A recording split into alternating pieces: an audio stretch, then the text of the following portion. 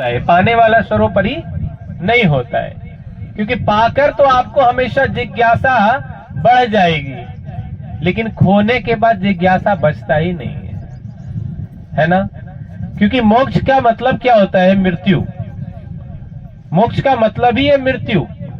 और मृत्यु पाने के लिए लोग जो है ना राम भगवान का नाम लेते हैं, भगवान राम का नाम लेते हैं कि मृत्यु तो हो, लेकिन मृत्यु के बाद मुझे वैकुंठ धाम मिल जाए, आपके चरणों में मुझे जगह मिल जाए। मेरा ये जन्म और मरण का जो सिस्टम चल रहा है इसको बंद कर दीजिए। अब आप मुझे अपने चरणों के पास ही जगह दीजिए, वहीं हम रहेंगे। ये मोक्ष है। और सत्य जो है वो मृत्यु है, लेकिन सत्य से सब लोग भागते हैं, मृत्यु से सब भागता है, सबको डर लगता है। देखो, झूठ के पास सब रहोगे, सच के पास कोई नहीं रहता है, यही सही है। कहते हैं ना, जो सच बोलते हैं लोग उसके दोस्त बहुत कम होते हैं, मित्र बहुत कम मिलेंगे। मगर जो झूठ बोलने वाला कपटी होगा ना, थोड़ा इधर उधर की बातें करने वाला होगा, कभी आपके पास आपके मुंह पे आपके जैसा, उसके मुंह पे उसके जैसा, है ना, उसके दोस्त बहुत होते हैं। क्यों? क्योंकि वो सब तरफ मिला होता है। और जो सच बोलता है, अब जैसे तुम्हारा कोई दोस्त, तो अगर वो दारू पी रहा है, शराब पीने वाला है, उसे तुम 2 दिन 4 दिन उसे टोकते जाओ, देखना वो दोस्त तुमसे मिलना छोड़ देगा।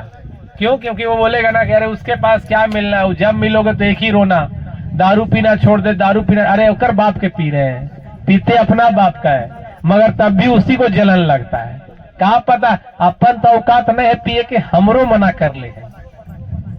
मतलब क्या है ना कि वो तुम्हारे में कमी ढूंढने लगा, जबकि तुम उसकी बढ़ाई, तुम उसके जीवन के अच्छाई के लिए बात कर रहे हो, मगर वो तुम्हारा अच्छाई नहीं देख रहा है, वो तुम्हारा कमी ढूंढ रहा है। तो सच्चा दोस्त जो है ना, वो उसे नहीं मिला, उसे कपटी चाहिए, तो तुमसे वो दूर भाग गया।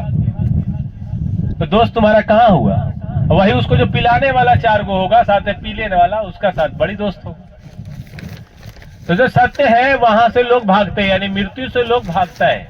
जहां सत्य है वही मृत्यु ही सत्य है, लेकिन लोग भागते हैं। मैं कहता हूं इंसान का मृत्यु तो होना है, अब किसी ना किसी कारण होना है।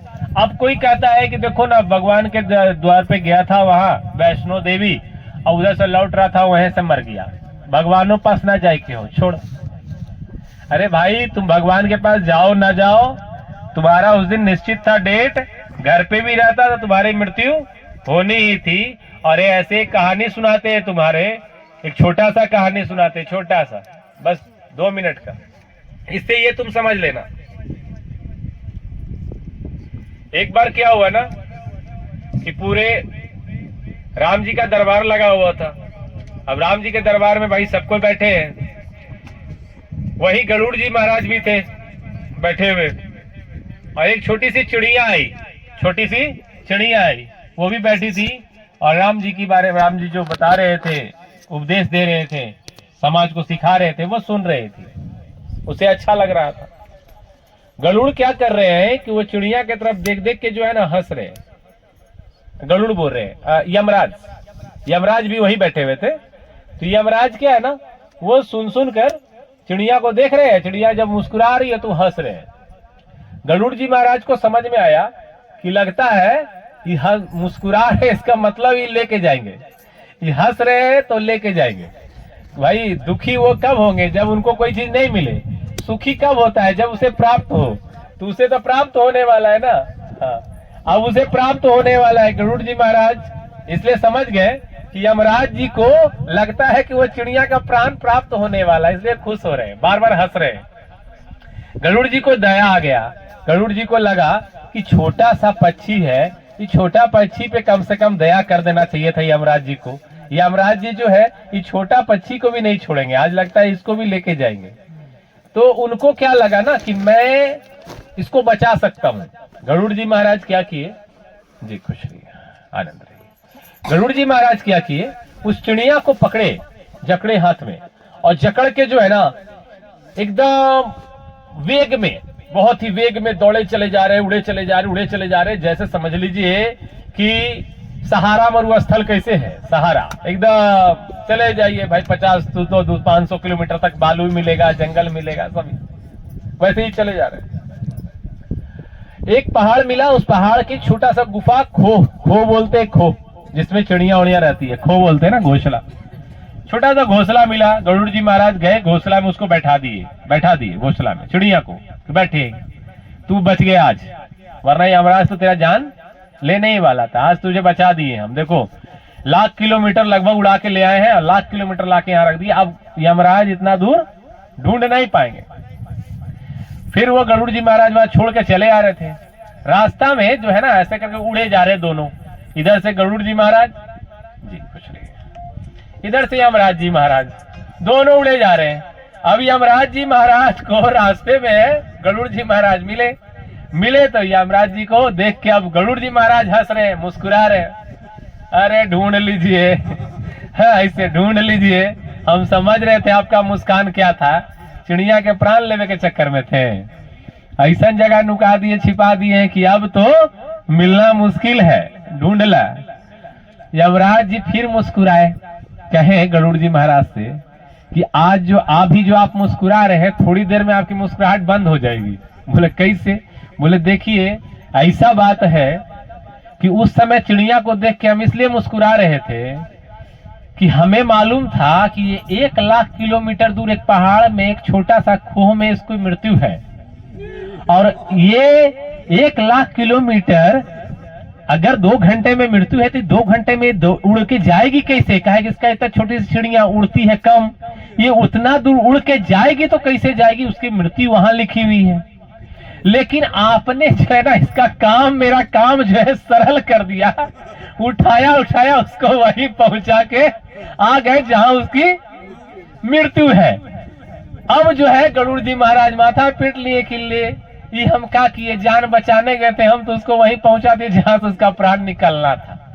कहने का तात्पर्य यह है कि जिसकी मृत्यु लिख गई है, जिसकी मृत्यु निश्चित है, आप चाहकर भी नहीं काट सकते हो, आप चाहकर भी उसे बचा नहीं सकते। तो विधि का विधान है भैया। आप अगर वैष्णो देवी गए हो, लौट रहे हो, मर रहे हो, तो ये मत सोच लेना कि वैष्णो देवी गए, भगवान का दर्शन किए तो भगवान हमारा प्राण ले लिए, देवी मैया प्राण ले ली। कितना देवघर जाता है तो भी मर जाता है, कितना ये। तो देखिए प्राण जो है ना हमारा उसी जगह पे लिखा हुआ है, हमें किसी ना किसी कारण वहां जाना था और जाएंगे तभी हम वहां से प्राण अपना जो है छोड़ेंगे।